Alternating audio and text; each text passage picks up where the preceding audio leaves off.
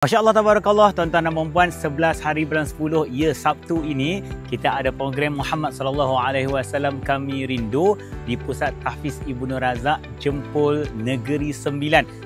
Saya nak ajar ni macam mana, sebab masa tu tuan-tuan dan puan-puan kita akan ada cabutan bertuah.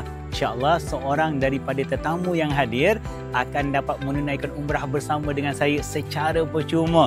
Tak perlu beli apa-apa, tak perlu bayar apa-apa, hadir dan daftar. Dekat mana nak daftar? Tuan-tuan akan sampai dekat sini. Bila sampai dekat sini, kita ada dua pintu gerbang tau. Yang pertama pintu gerbang di bahagian belakang dan yang kedua adalah pintu gerbang di bahagian depan. Okay, ada dua je jalan nak masuk.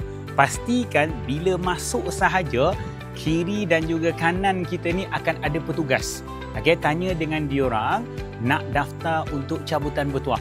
Jadi kita akan isi borang sedikit, nama, nombor telefon sahaja dan kita akan masukkan dalam satu balang untuk kita buat cabutan bertuah. Itu sahaja.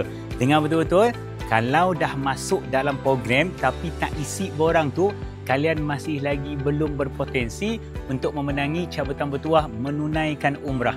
Jelas? Okey. Jadi saya ulang sekali lagi, sampai sahaja masuk, tak perlu beli apa-apa, tak perlu bayar apa-apa.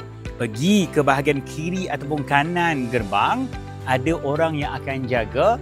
Isi nama, tak silap Ustaz, nama, nombor telefon dan juga negeri mana. Lebih kurang macam tu sikit je. Korang pastikan borang itu dikoyakkan dan dimasukkan ke dalam tabung yang untuk kita buat cabutan bertuah. Itu sahaja.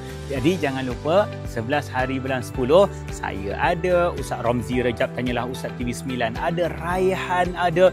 Kita akan dirasmikan oleh Datuk Mufti Kerajaan Negeri Sembilan bersama-sama.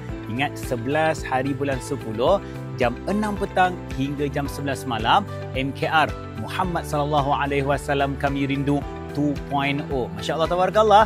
Jumpa anda pada tarikh tersebut.